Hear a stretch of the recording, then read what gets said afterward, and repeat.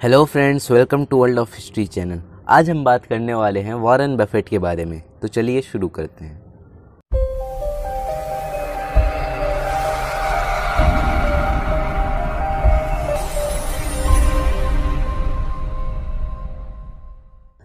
Warren Edward Buffett का जन्म 30 अगस्त 1930 को हुआ था। वो एक अमेरिकी व्यापारिक निवेशक और परोपकारी व्यक्ति हैं जो बर्कशायर हैथवे के अध्यक्ष और सीईओ के रूप में कार्य करते हैं।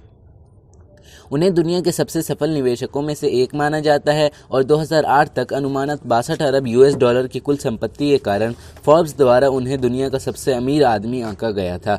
सबसे बड़ी बात यह है कि बफेट ने अपनी कुल संपत्ति का लगभग 85% हिस्सा bill and Melinda Gates foundation को दान में दे दिया था। तो इतिहास बन गया और वो दुनिया के सबसे बड़े दानी व्यक्ति बन गए।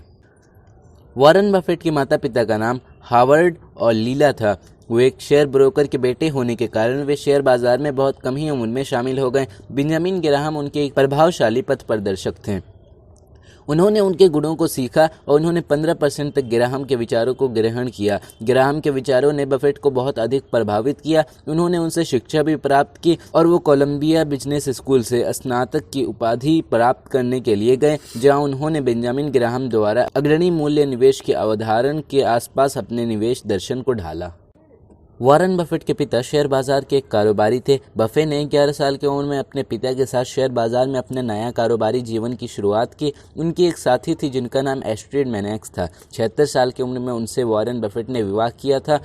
1952 में बफेट ने अपनी पहली पत्नी सुसान थॉम्पसन से विवाह किया था। 2004 में उनकी मृत्यु हो गई। हालांकि ये जोड़ा 70 के दशक में अलग हो गया था। बफेट और सुसान के 3 बच्चे थे, सुसान, हार्वर्ड और पीटर। बफे ने व्यापार के अध्ययन के लिए 16 साल की उम्र में पेंसिल्वानिया विश्वविद्यालय में दाखिला लिया। वो 2 साल तक अपनी डिग्री खत्म करने के लिए नेब्रास्का विश्वविद्यालय में चले गए और 20 साल की उम्र में कॉलेज से अपने बचपन के कारोबार से करीब $10,000 का काम लेकर बाहर आए। वो नेब्रास्का फुटबॉल के एक समर्पित आजीवन अनुयायी थे और उनके समय के अनुसार उन्होंने कई खेलों में भाग लिया है। उन्होंने सामान्य सहायक कोच होने के बाद नेब्रास्का साइडलाइन से ओक्लाहोमा के खिलाफ 2009 के खेल को देखा। 1956 में बफेट ने पार्टनरशिप लिमिटेड का गठन किया और 1965 तक उन्होंने बर्कशायर हैथवे पर नियंत्रण संभाला। मीडिया, बीमा, ऊर्जा और खाने और पीने की चीज़ों में होल्डिंग्स के साथ एक समूह के विकास की पूर्ति की।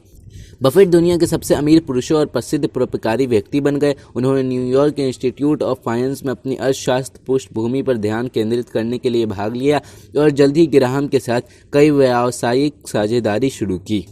चार्ली मुंगेर से मिलने के बाद उन्होंने बफेट भागीदारी बनाई और उनकी फर्म ने आखिरकार बर्कशायर हैथवे नामक एक कपड़ा निर्माण कंपनी का अधिग्रहण किया और कई प्रकार की होल्डिंग कंपनी बनाने के लिए नाम स्वीकृत किया।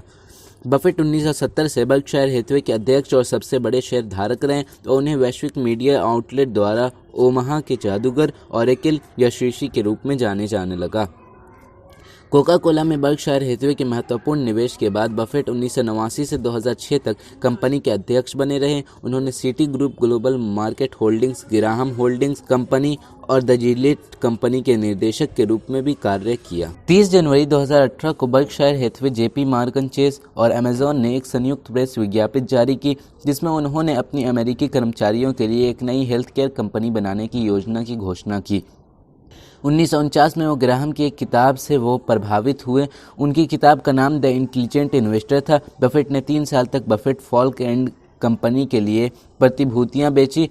फिर ग्राहम न्यूमैन कॉरपोरेशन के एक विश्लेषक के रूप में 2 साल तक उनके सलाहकार के लिए काम किया। 2018 तक बफे का अनुमानित शुद्ध मूल्य $84 बिलियन है। वो अपने विशाल धन के बावजूद भी अपने मूल्य निवेश और व्यक्तिगत दीनता के अनुपालन करने के लिए प्रसिद्ध हैं। संयुक्त राज्य अमेरिका टुडे की एक रिपोर्ट के मुताबिक 2006 और 2017 के बीच बफेट ने दान में $28 बिलियन का दान दिया है।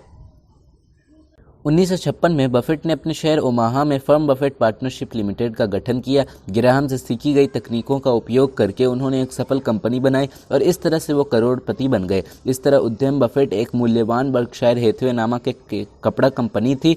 उन्होंने 1960 के दशक के शुरू में स्टॉक जमा करना शुरू कर दिया और 1965 तक उन्होंने कंपनी का नियंत्रण संभाल लिया था।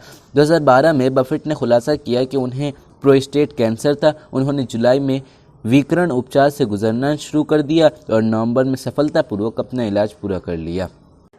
तो ये थी वॉरेन बफेट की कहानी। अगर आपको इस वीडियो में कुछ भी अच्छा लगा हो तो लाइक ज़रूर कीजिएगा, और अगर कोई गलती दिखी हो तो उसे आप कमेंट बॉक्स में लिख सकते हैं। तो मिलते हैं अगली वीडियो में।